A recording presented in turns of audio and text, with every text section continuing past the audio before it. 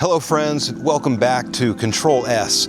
This series is a behind-the-scenes look at how I set up and run my high school graphic design program. We're still in pre-semester planning and we have about 4 weeks left before day one. So everything that you see is really me walking through what I plan to do when we get to that day. So we're coming into week 2, and at this point the students should have a good idea of how the class is going to be working, and it's time to get them to work as well.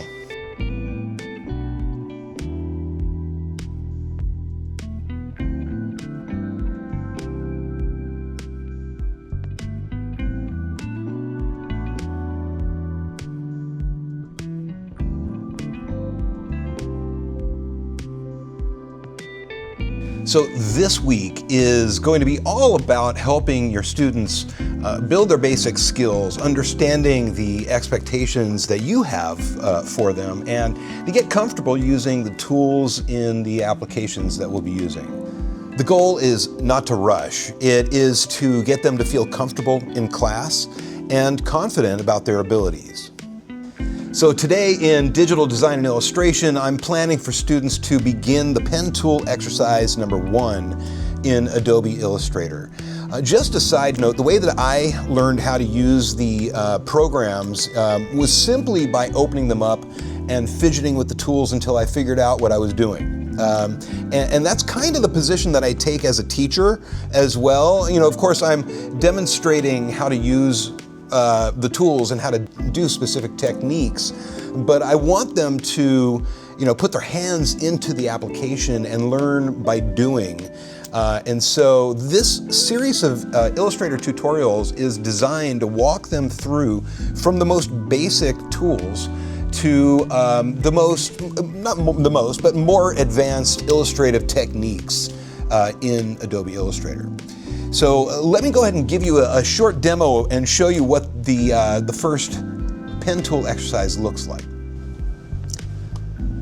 All right, here we are inside my Google Classroom, and this is the digital design class from last year. And so I wanted to show you the 6 tutorial projects that I've set up in a series for the students to work on. They will start with pen tool exercise number 1, and you're going to notice that in the first 3 tutorials that I've got here, I have an AI file, an Illustrator template for them to use at the very start, just to get them going. And then I've also included a video that I made that is a tutorial for that project. Now, admittedly, it is a few years old, and so it's not the most current version of the program, but the tutorial is still, I think, very good. I'm going to be redoing them all shortly in any event. So, but I wanted to show you what I've got here. I'm actually going to just bring this up. The first one is and let me zoom forward a little bit here, and you'll see it's a sequence of 7 different panels they'll go through and that get progressively more difficult. And it's basically a dot-to-dot using the pen tool to learn how to do a click and drag or just a single click to make a solid corner or a Bezier curve.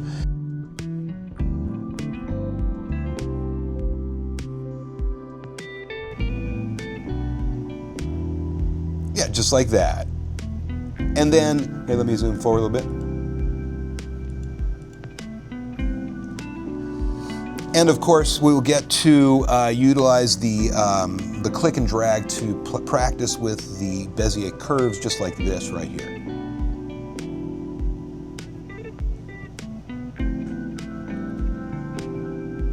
Right? Just a quick example. And then you'll go through and they'll get a lot more difficult, but not completely out of the realm of possibility to do. You'll see there are shapes like this that they're going to need to. Here, let me show you that.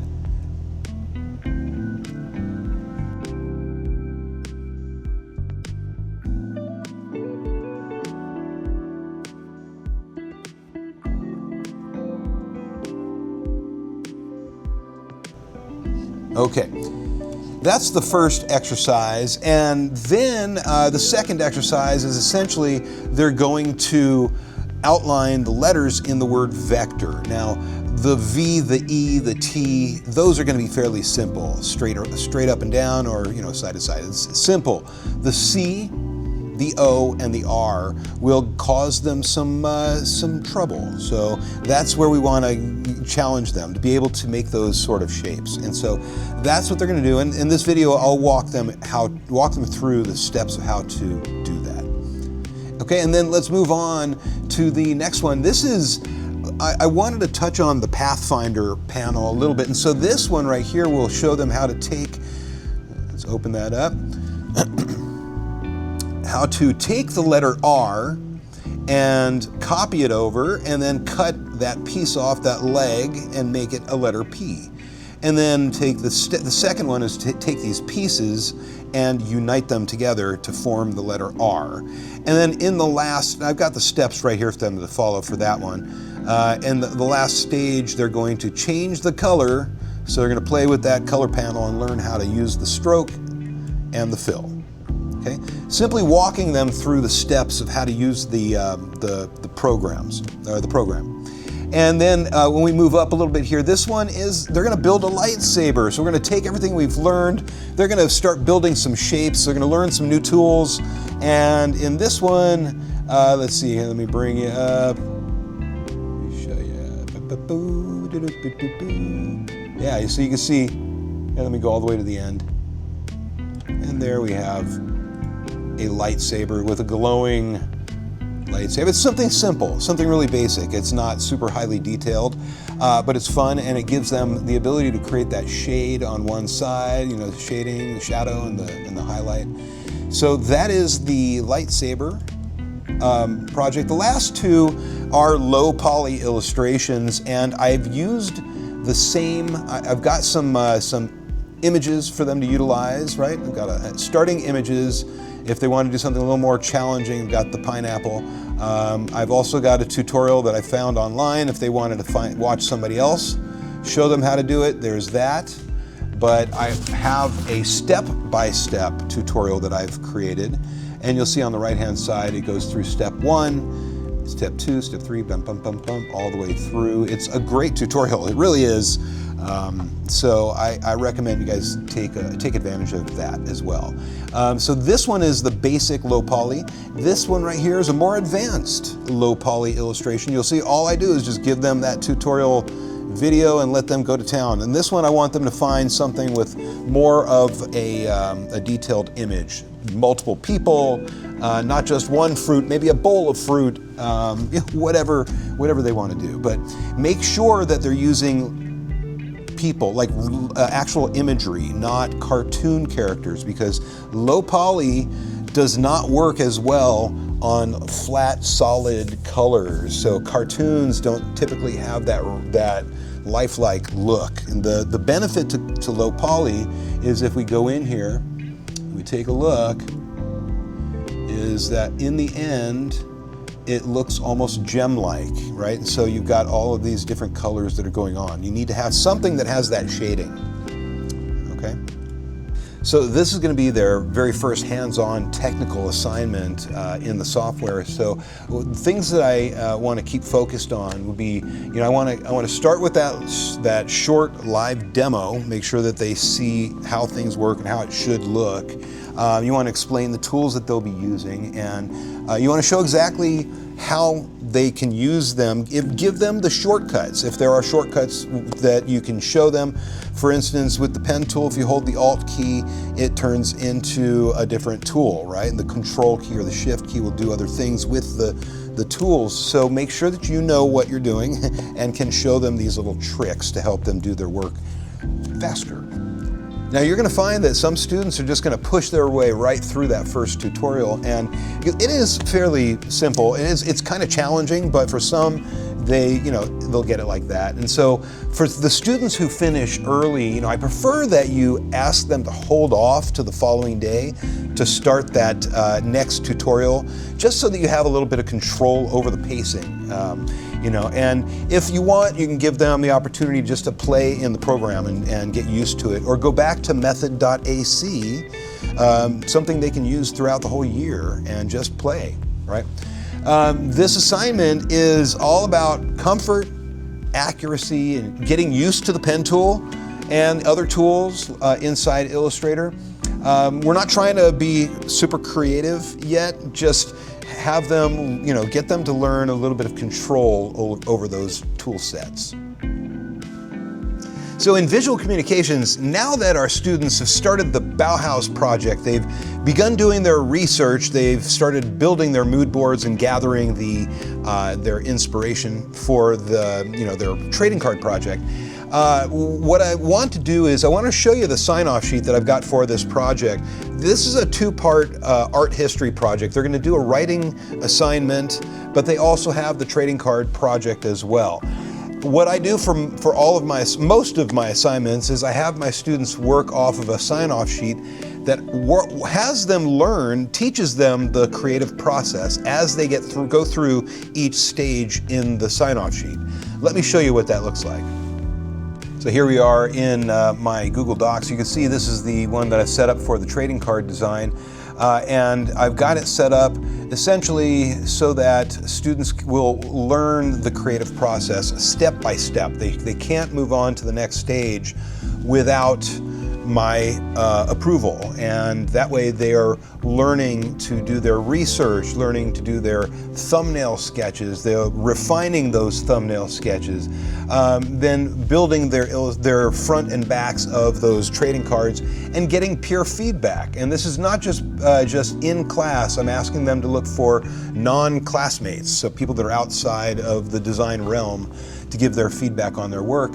And then when they turn it in, their final submission will be a high-resolution PDF with their file named with first name, last name, _ Bauhauscards.pdf. So that is essentially what it is, and they earn 5 points for each one, so this is a total of a 30-point project. And now, of course, I'll have that form available to you in several formats. I've got one for a logo design, one for illustration, one for advertising, and they all have different sort of sets of instructions that you can use. And in Advanced and Honors Graphic Design class, today our focus will be on the pop-up shop. I'm hoping to open the doors to the pop-up shop in early December, just in time for the holidays.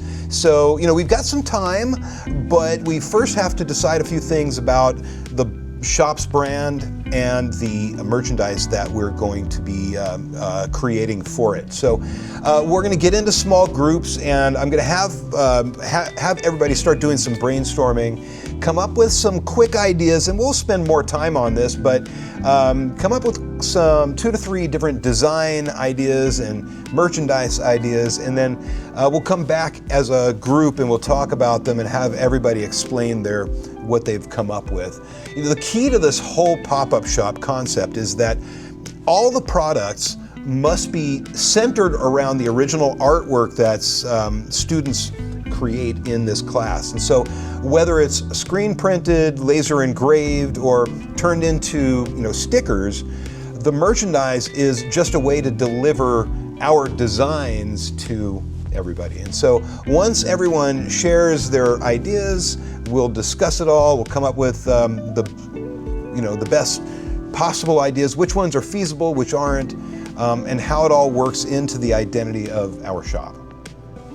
So it's important not to rush, but you want to keep track of how things are going. Watch closely in each of the class. Make sure that the pace is not getting out of hand. And so your students are going to be working at different paces, and they're not all going to be working at the pace that you want them to be working at. So just be flexible. That is the overall suggestion. Coming up on the next episode of Control+S, in digital design, we're going to have our students just continue to push through on those tutorials. In visual communications, we want to work them as much as we can in the beginning stages, get them to do as much research and as many thumbnail sketches as they can before they move into the illustrative process. So that's where we are on that. And then in Advanced and Honors, the shop branding decisions and the merchandising will continue. We're going to keep working on that stuff. Thank you for joining me on today's episode of Control+S. I'll see you tomorrow.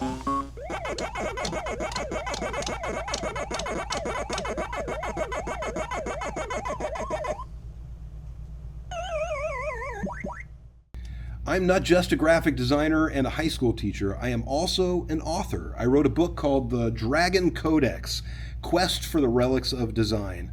This is a great story about 3 young dragons who have to learn graphic design to save the world from creative destruction. It's a book for young adults, and it's a story about family, it's a story about friendships, and a story about finding your place in the world. Pick up a copy today. I know you'll love it.